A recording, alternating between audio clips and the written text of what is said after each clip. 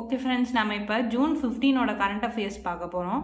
அதில் first news என்ன அப்படின்னா, நித்தி ஆயோக் வந்து 2 இனிஷியேட்டிவ் லான்ச் பண்ணியிருக்கு. ஒன்று வந்து எய்ம் ஐசிடிகே வாட்டர் சேலஞ்ச் 4.0, இன்னொன்று வந்து 5th edition of innovations for you அப்படின்ற இனிஷியேட்டிவ் லான்ச் பண்ணியிருக்கு. எதுக்கு கீழே இந்த 2 இனிஷியேட்டிவ் லான்ச் பண்ணியிருக்குன்னா, எய்மு கீழே, அட்டல் இன்னோவேஷன் மிஷன் கீழே இந்த 2 இனிஷியேட்டிவை லான்ச் பண்ணியிருக்கு. இதில் ஃபஸ்ட் இனிஷியேட்டிவ் பார்த்தீங்கன்னா எய்ம் ஐசிடிஎக். ஐசிடிஎக்னா என்ன அப்படின்னா, டென்மார்க்கை சேர்ந்த ஒரு நிறுவனம் மாதிரி, இன்னோவேஷன் சென்டர் டென்மார்க். அதோட இந்த அட்டல் இன்னோவேஷன் மிஷன் சேர்ந்து இந்த சேலஞ்ச் வாட்டர் சேலஞ்ச் 4.0 கொண்டு வந்திருக்கு.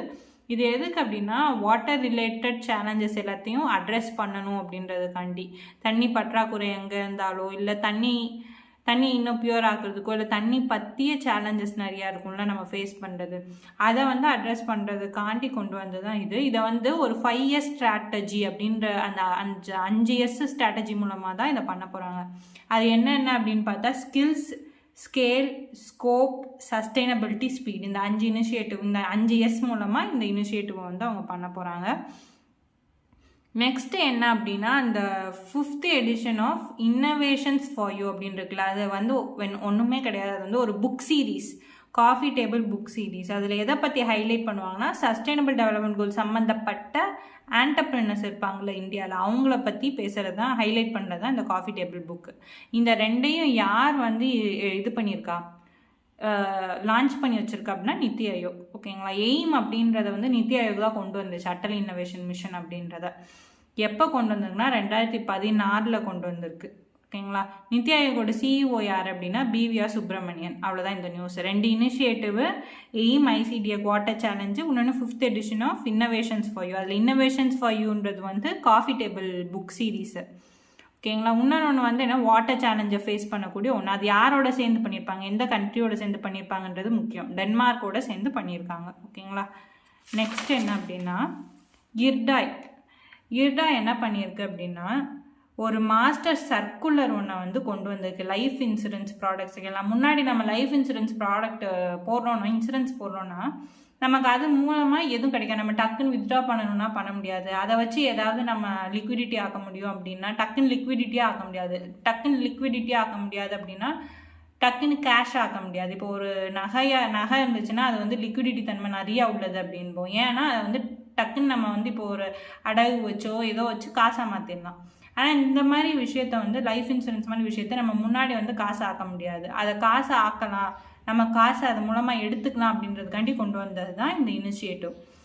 அது என்ன அப்படின்னா, கொடுத்துருக்காங்க பாருங்க, எல்லா இன்சூரன்ஸ் கம்பெனிஸ்க்கும் பாலிசி லோன் ஃபெசிலிட்டி கொண்டு வரணும் அப்படின்றது தான் இந்த இர்டாய் சொல்லியிருக்கு. பாலிசி லோன் ஃபெசிலிட்டினா என்ன, ஒரு பாலிசி நம்ம எடுக்கிறோம் அப்படின்னா அந்த பாலிசியை வச்சு லோன் வாங்குது. இப்போ நம்ம எஃப்டி தான் வச்சுருந்தா அதை வச்சு லோன் வாங்குவோம்ல, அந்த மாதிரி பாலிசி லோன் ஃபெசிலிட்டியை வந்து கண்டிப்பாக லைஃப் இன்சூரன்ஸுக்கு கம்பல்சரி ஆக்கணும் அப்படின்னு சொல்லி இர்டாய் சொல்லியிருக்கு. எப்போலேருந்து இதை கொண்டு வர போகிறாங்க பாருங்கள், 30th செப்டம்பர் 2024 கொண்டு வர போகிறாங்க. எதுக்கு அப்படின்னா, to help policy holders meet liquidity needs. So liquidity needs அவங்களுக்கு தேவைப்படுறப்ப அவங்க அதை காசாக தேவைப்படுன்றதுக்காண்டி இந்த மாதிரி ஒரு விஷயத்த வந்து இர்டாய் வந்து கொண்டு வந்திருக்கு. அது எலிஜிபிலிட்டி க்ரைட்டீரியா, எந்தெந்த இதுக்கு தான் இது எலிஜிபிளாக இருக்கும் அப்படின்னு சொல்லியிருக்காங்க. எந்தெந்த ப்ராடக்ட் நம்ம வச்சுருந்தா இந்த லோனை வந்து எலிஜிபிளாக இருக்கும் அப்படின்னா, எல்லா நான் லிங்க்ட் சேவிங் ப்ராடக்ட்ஸ் எல்லாத்துக்குமே வந்து ஆஃபரிங் சரண்டர் வேல்யூ ஆஃபர் பண்ணக்கூடிய நான் லிங்க்ட் சேவிங் ப்ராடக்ட்ஸுக்கு ஃபுல்லாக இது வந்து எலிஜிபிள் ஆகும். ஓகேங்களா. இந்த product policy loan facility eligible ஆகும். இன்னொன்று, annuity products with return of purchase price. Annuity products return of purchase price உள்ள ஆன்விட்டி ப்ராடக்ட்ஸுக்கு வந்து இது வந்து எலிஜிபிளாக இருக்கும்.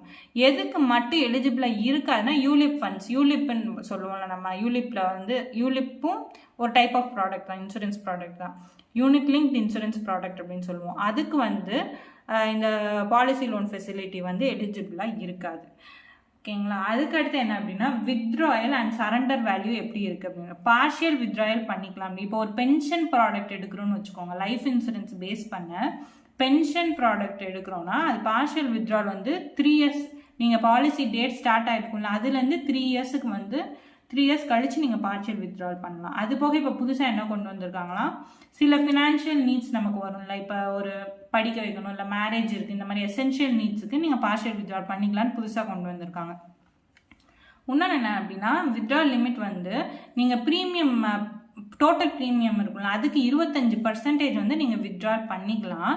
அதுவும் அந்த பாலிசி டென்னர் இப்போ 20 வருஷம் 30 வருஷம் இருக்குது அப்படின்னா அந்த பாலிசி டென்னருக்குள்ளே 3 தடவை நீங்கள் பண்ணிக்கலாம் வித்ட்ரால். அதுதான் இதில் கொடுத்துருக்காங்க. நெக்ஸ்ட் என்ன கொடுத்துருக்காங்க பாருங்கள், minimum policy term. Minimum policy டேர்ம்ன்றது எவ்வளோ கொடுத்துருக்காங்க, இண்டிவிஜுவல் சேவிங் ப்ராடக்ட், அதாவது இண்டிவிஜுவல் ஒரு இதில் கொண்டு வந்திருக்காங்கன்னா 5 வருஷம் மினிமம் பாலிசி டேர்ம் இருக்கணும். அதே இது குரூப் பாலிசிஸாக இருந்துச்சுன்னா 1 வருஷம் இருந்தால் போதும். அதே மாதிரி ஃப்ரீ லுக் பீரியடுன்றதை வந்து 15லேருந்து 30 டேஸாக மாற்றிருக்காங்க. இது எல்லாமே இந்த நியூஸோட சேர்ந்தது தான். இன்னொன்று என்ன அப்படின்னா, இப்போ இன்சூரன்ஸ் வந்து இப்போ ஒருத்தவங்க ஆம்பட்ஸ்மேன் வந்து இப்போ நம்ம ஒரு query எழுப்புறோம்னு வச்சுக்கோங்க, அதை வந்து வித்தின் 13 டேஸ் கூட அட்ரஸ் பண்ணல அப்படின்னா அவங்களுக்கு வந்து 5,000 வந்து பெனால்ட்டி கொடுப்பாங்க. பெர் டேக்கு வந்து 5,000 பெனால்ட்டி. இன்னொன்று இட்டாய் கொண்டு வந்திருக்கிறது என்ன அப்படின்னா, கஸ்டமர் இன்ஃபர்மேஷன் ஷீட். இதை மட்டும் நீங்கள் தெரிஞ்சு வச்சுக்கிட்டா போதும், நிறையலாம் வேணாம். இட்டாய் வந்து கஸ்டமர் இன்ஃபர்மேஷன் ஷீட்டை வந்து இன்ட்ரடியூஸ் பண்ணியிருக்கு. எதுக்கு, இப்போ பாலிசி டீட்டெயில்ஸ் இப்போ ஒருத்தவங்க வாங்குறாங்க அப்படின்னா பாலிசி டீட்டெயில்ஸ் எப்போயுமே நீங்கள் இன்சூரன்ஸ் ரேட் பார்த்தா வளன்னு இருக்கும், நமக்கு ரீட் பண்ணுறதுக்கே ஒரு இது இல்லாத மாதிரி இருக்கும். ஸோ அதை சிம்பிளிஃபை பண்ணுறதுக்காண்டி கொண்டு வந்தது தான் இந்த கஸ்டமர் இன்ஃபர்மேஷன் ஷீட் அப்படின்றது. ஓகேங்களா. இட்டாயோட சேர்மன் வந்து தெபஷிஷ் பாண்டா. ஸோ இந்த நியூஸில் நம்ம பார்த்துக்கிட்டு என்னென்னா, ஒன்று பாலிசி லோன் ஃபெசிலிட்டி கொண்டு வந்திருக்காங்க. அது எப்போலேருந்து வருது, 30 செப்டம்பர் 2024 மேண்டேட்டரி ஆகுது. ஓகேங்களா. அதுக்கடுத்து என்னென்னா, இன்னொன்று நிர்டாய் கொண்டு வந்திருக்கிறது வந்து இந்த கஸ்டமர் இன்ஃபர்மேஷன் ஷீட்டுன்றது. இது 2 தான் இட்டாய் கொண்டு வந்திருக்கு. ஓகேங்களா. நெக்ஸ்ட் என்ன அப்படின்னா, நெக்ஸ்ட் நியூஸ் வந்து bank of Maharashtra. Bank of Maharashtra வந்து என்ஆர்ஐ கஸ்டமர்ஸுக்காண்டியே நிறையா அவங்களோட இதில் ஒரு பேங்கிங் சொல்யூஷன்ஸ் கொண்டு வந்திருக்காங்க. என்ஆர்இ அது என்னென்ன அக்கௌண்ட்டுன்னு பாருங்க, 4 account, NRE, NRO, FCNR, foreign currency, non residence.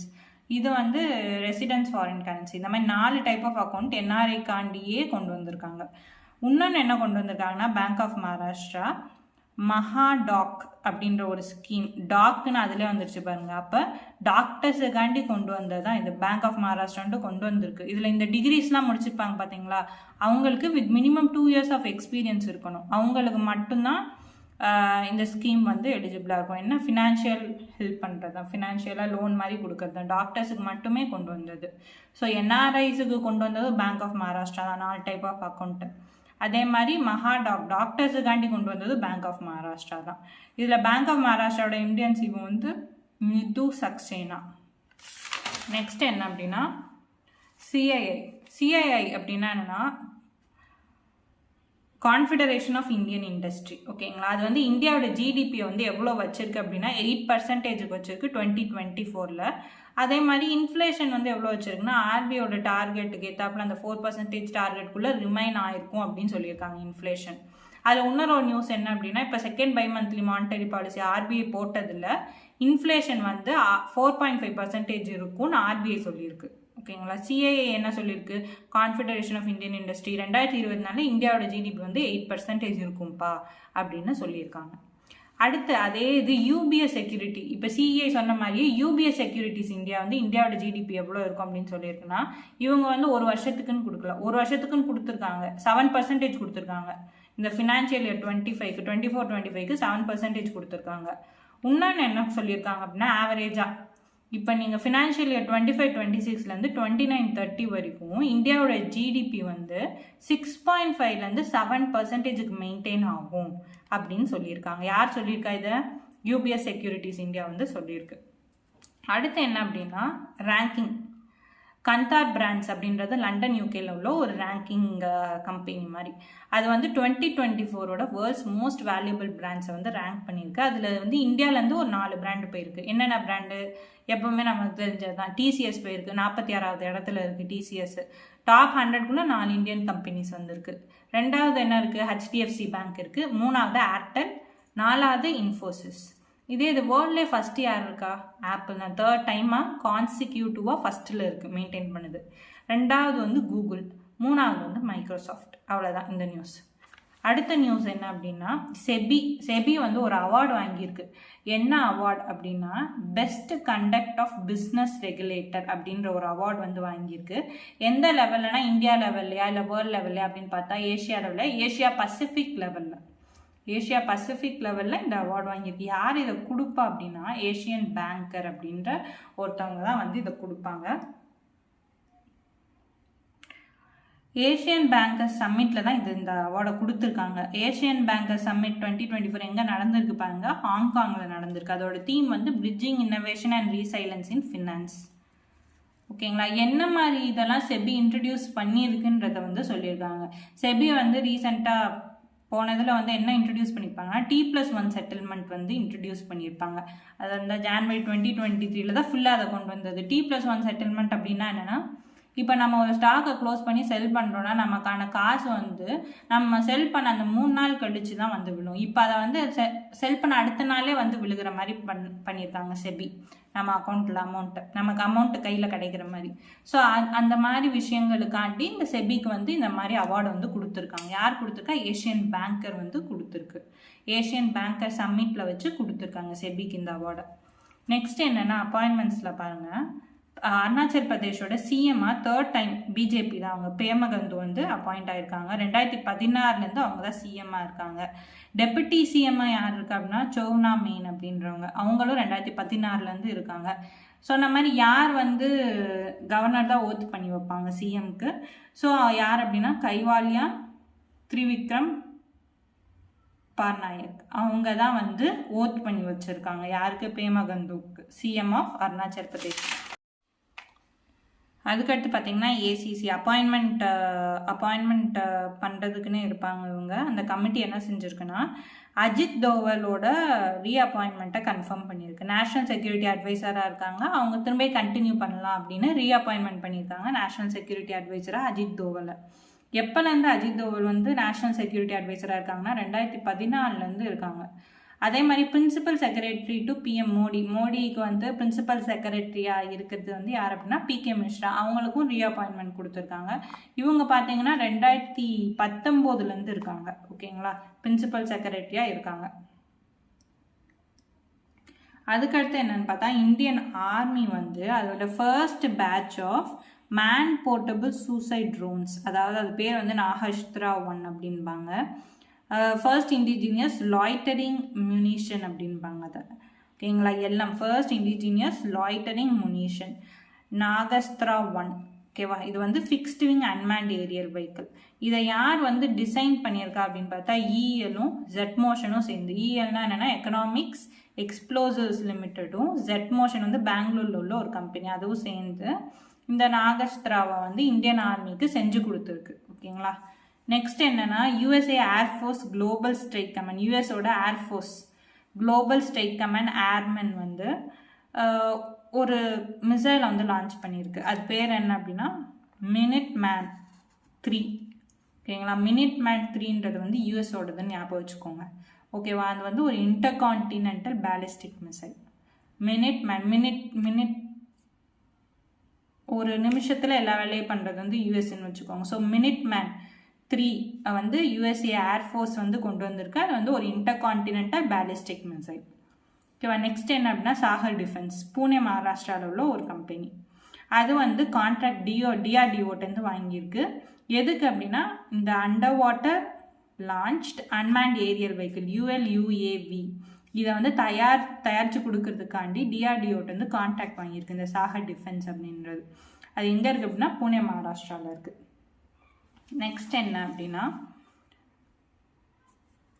Working group planetary system nomenclature அப்படின்றது இன்டர்நேஷ்னல் ஆஸ்ட்ரானமிக்கல் யூனியனோட ஒரு டிவிஷன். அதாவது இப்போ ஒரு மார்ஸோ இல்லை ஏதாவது ஒன்று கண்டுபிடிச்சா அதுக்கு பேர் வைக்கிறதா தான் இதோட வேலையாக இருக்கும். ஸோ அவங்க வந்து 3 கிராட்டர்ஸை வந்து கண்டுபிடிச்சிருக்காங்க மார்ஸில். ஓகேங்களா, அதுக்கு பேர் வச்சுருக்காங்க லால், முர்ஷன், ஹில்சா அப்படின்னு 3 பேர் வச்சுருக்காங்க. அது லால்ன்றது வந்து ஒரு ஃபிசிசிஸ்ட் பேர் வச்சுருக்காங்க. முர்ஷான்றது யூபியில் உள்ள ஒரு டவுனு, ஹில்சான்றது பீகாரில் உள்ள ஒரு டவுனு. ஸோ இந்த பேர் தான் வச்சுருக்காங்க. யார் வச்சுருக்காங்க? இன்டர்நேஷ்னல் ஆஸ்ட்ரானமிக்கல் யூனியனில் உள்ள ஒரு division working group planetary system nomenclature வந்து வச்சுருக்காங்க. நெக்ஸ்ட்டு என்ன அப்படின்னா வேர்ல்டு பிளட் டோனர் டே. எப்போ? ஜூன் 14. இதை யார் பண்ணுறா அப்படின்னா ஹூ தான் இதை பண்ணுது. இது வந்து எத்தனாவது எடிஷன் அப்படின்னா 20வது எடிஷன். 2004 நம்ம அப்சர்வ் பண்ணிகிட்ருக்கோம். யாரோட ஞாபகத்தமாக இது பண்ணுறோம் அப்படின்னா கார்ல் லாண்ட்ஸ்டெய்னர், இவங்க ஒரு பயாலஜிஸ்ட். அவங்க ஆஸ்ட்ரியான்னு நினைக்கிறேன், ஆஸ்ட்ரியாவோட பயாலஜிஸ்ட்டு. அவங்களோட பர்த் ஆனிவர்சரியை தான் நம்ம அப்சர்வ் பண்ணுறோம்.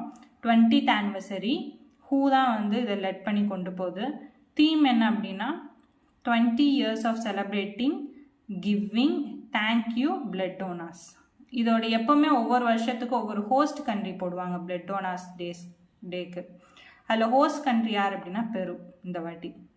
ஓகேங்களா? நெக்ஸ்ட் என்ன அப்படின்னா முக்கிய மந்திரி நிஜூத் மொய்னா ஸ்கீம் அப்படின்ற ஒரு ஸ்கீமை வந்து அசாம் கொண்டு வந்திருக்கு. ஓகேங்களா? எதுக்கு அப்படின்னா கேர்ள்ஸ் எஜுகேஷனை ப்ரொமோட் பண்ணுறதுக்காண்டியும் சைல்டு மேரேஜை வந்து எண்ட் பண்ணணும் அப்படின்றதுக்காண்டியும். ஓகேங்களா? அது பேர் என்னன்னு மட்டும் பார்த்துக்கோங்க. முக்கிய மந்திரி நிஜூத் மொய்னா ஸ்கீம் வந்து அசாம் ஸ்டேட்டில் கொண்டு வந்திருக்காங்க. அது என்ன அப்படின்னா ஃபினான்ஷியல் நீட்ஸ் கொடுக்கறது.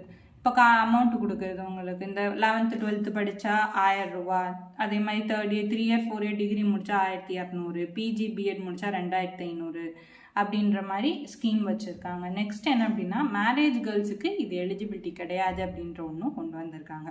அவ்வளோதான். இதோட ஜூன் 15 கரண்ட் அஃபேர்ஸ் முடிஞ்சிச்சு. உங்களுக்கு ரெகுலராக கரண்ட் அஃபேர்ஸ் நாங்கள் ப்ரொவைட் பண்ணுறோம். மறக்காமல் சப்ஸ்கிரைப் பண்ணி வச்சுக்கோங்க. கண்டினியூஸாக உங்களுக்கு கரண்ட் அஃபேர்ஸ் வந்து வரும். உங்களுக்கு இப்போலேருந்து படித்தாதான் வந்து கரெக்டாக இருக்கும். ஜூன் மந்த்லேருந்து படித்தாதான் ஐபிபிஎஸ் கிளர்க்குக்கோ ஐபிஎஸ் பிஓக்கோ கரெக்டாக 6 months படிக்கிறதுக்கும் உங்களுக்கு கரெக்டாக இருக்கும். ஸோ சப்ஸ்கிரைப் பண்ணி வச்சுக்கோங்க. ரெகுலராக கரண்ட் அஃபேர்ஸ் படிங்க. Thank you friends.